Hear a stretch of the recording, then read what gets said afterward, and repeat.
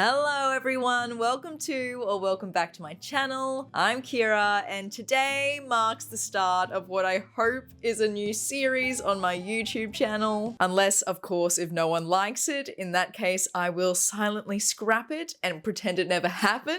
My goal with this series is to solely focus on showing different background ideas for coloring pages. When I first started my coloring journey, I was absolutely terrified of backgrounds. And I pretty much avoided them for the first 6 months. Even now, they still scare me. But I hope that over time, this series will make backgrounds feel more approachable for you and for myself, and inspire you to start adding them to your pages as well. I truly believe that an effective background, even a simple one, can just take your coloring page to the next level. In each little YouTube episode, I plan on showing you 3 to 4 different background ideas whilst focusing on one particular product or medium. For example, one episode might focus on watercolors or pastels. But for this particular episode, we're going to be focusing on how to create backgrounds using the Arrtx brush tip paint pens. I feel like I said that terribly. Arrtx brush tip paint pens.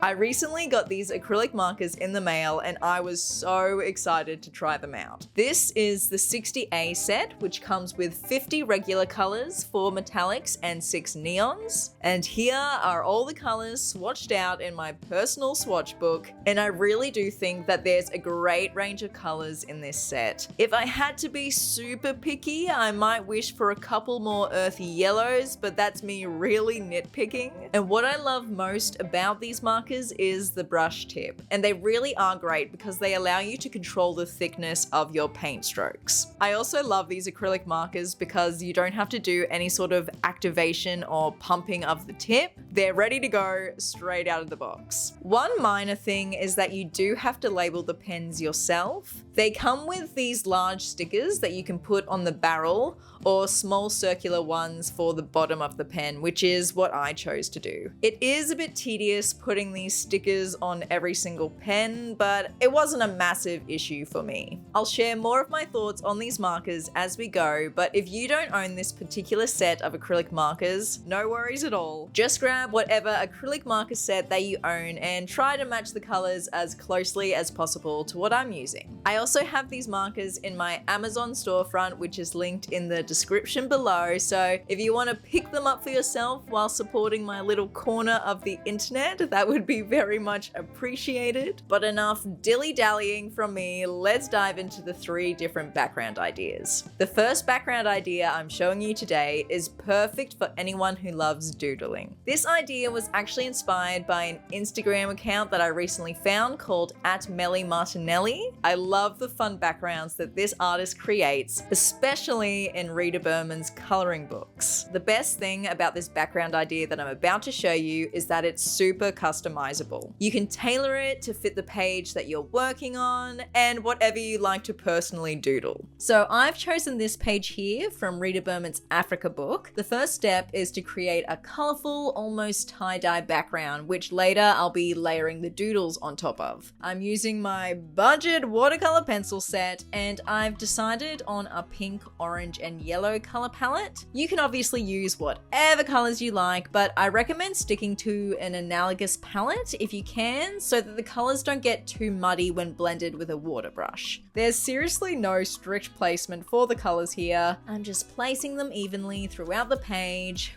wherever I feel compelled to put each color, and I'm also using a light pressure with my pencil and applying a slightly heavier pressure at the edges to create a little bit more depth. Now I'm trying a new technique with my watercolor pencils at the moment. Instead of blending the pigment out in strokes with my water brush, I'm using more of a dabbing and stippling motion. I'm really loving this effect. It creates a tie-dye look, as I said before, and also adds more texture and interest to the page. I'm sure there's a technical term for this, but either way, I think it looks great. Here's what the page looks like once all the pencil has been activated with water, and now it's time to start adding creating some fun doodles using our acrylic markers. First, I'm outlining the swirly doodles already on the page with a pink acrylic marker and then adding a few extra swirls of my own. With these Arrtx markers, I did notice you need to do a few layers to get an opaque finish, likely because you're not pumping the tip for more ink.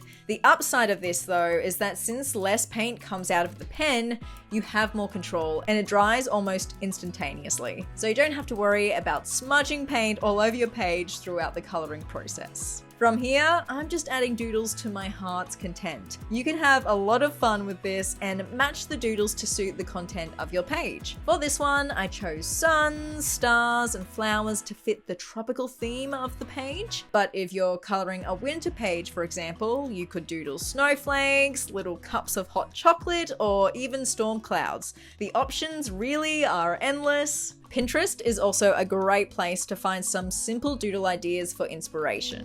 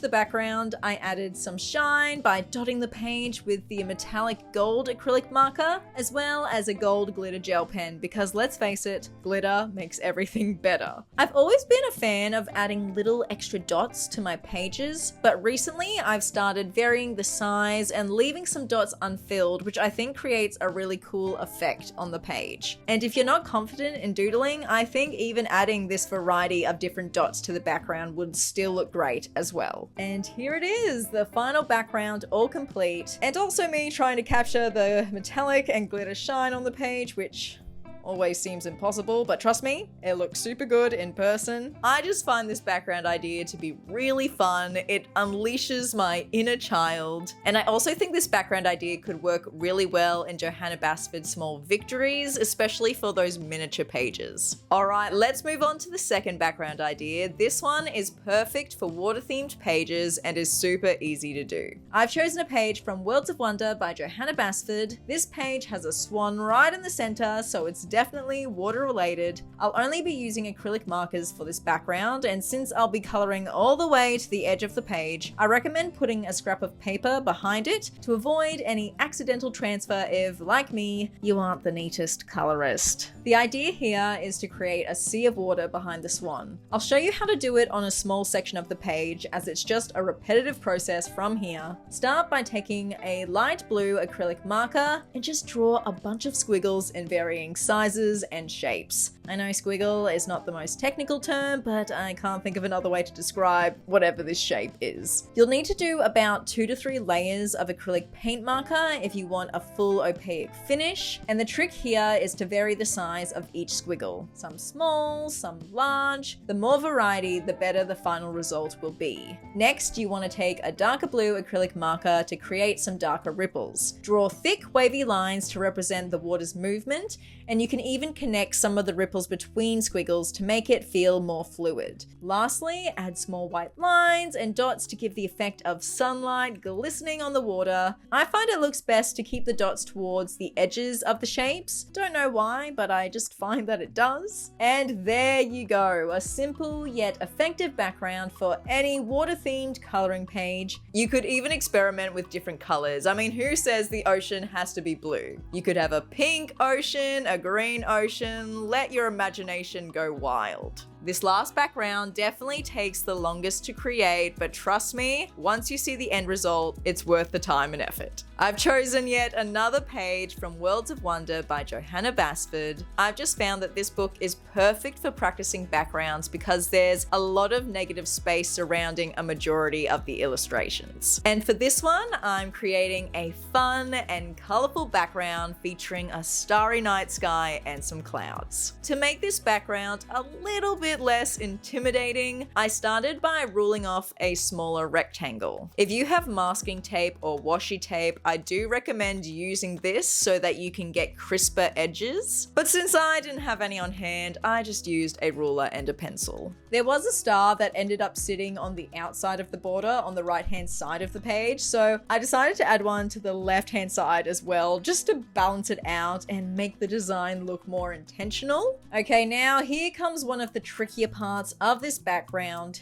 Drawing the cloud layers. I used a lead pencil, but in hindsight, I probably should have used a light yellow pencil instead, because when I applied the lighter acrylic marker colors later, the lead pencil still showed through no matter how many layers I did. So I recommend sketching the clouds with whatever your lightest cloud color will be. I'll show you what I mean at the end, but for now, just draw a bunch of fluffy clouds, experimenting with layers, and erasing as needed until you're happy with your final sketch.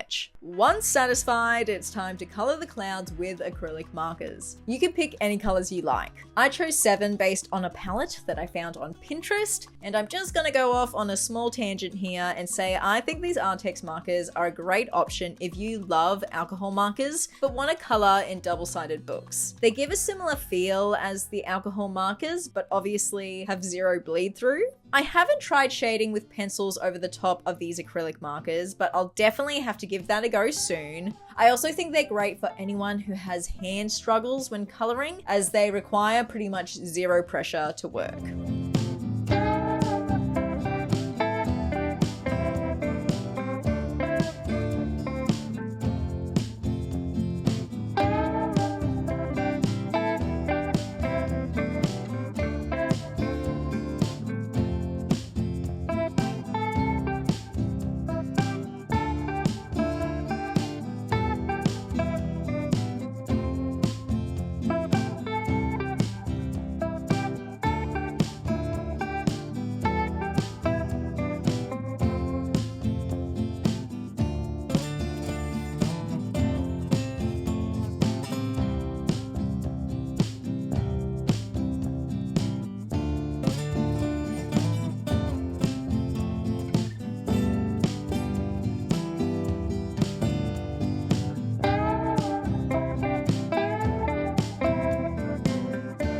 For the sky, I originally considered a plain purple acrylic marker background, which is a simpler option if this step is a bit too intimidating for you, but I decided to be brave and use my Arrtx colored pencils so my final background had more depth. I'm using a layering method here, which involves applying several layers of my chosen purple color combination. You can see I'm creating the first layer here, and then I'll do the same thing 2 more times before burnishing.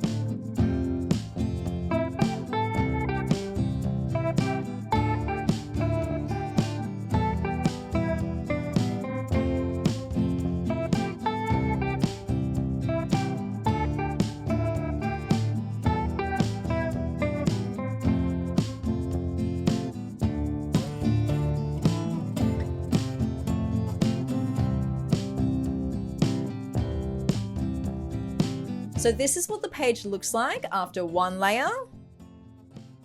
This is what it looks like after 2 layers.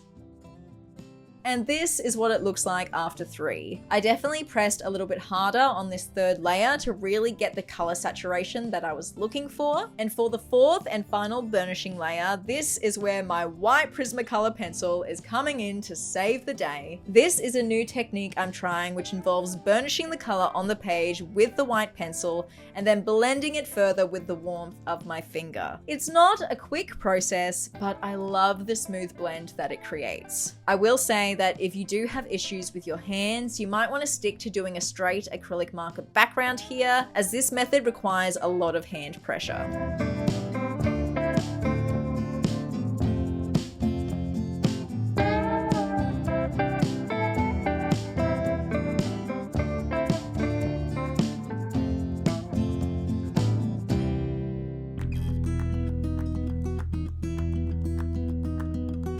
To finish the page, I'm using some of the same colors that I used for the clouds on the bottom half to color in the stars and add some of my own additional stars as well. I also used my 0.7mm white Posca paint pen here for the finer star details that I didn't think I would be able to achieve with the Arrtx brush tip.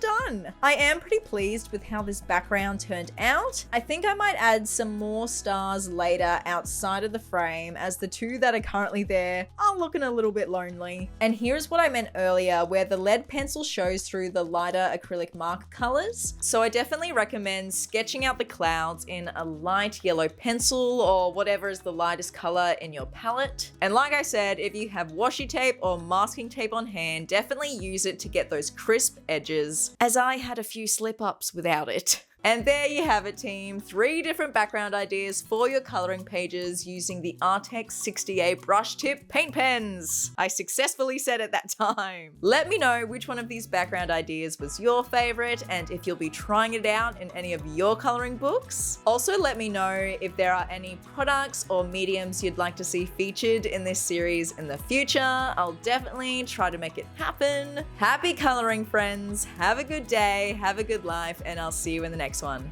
Bye!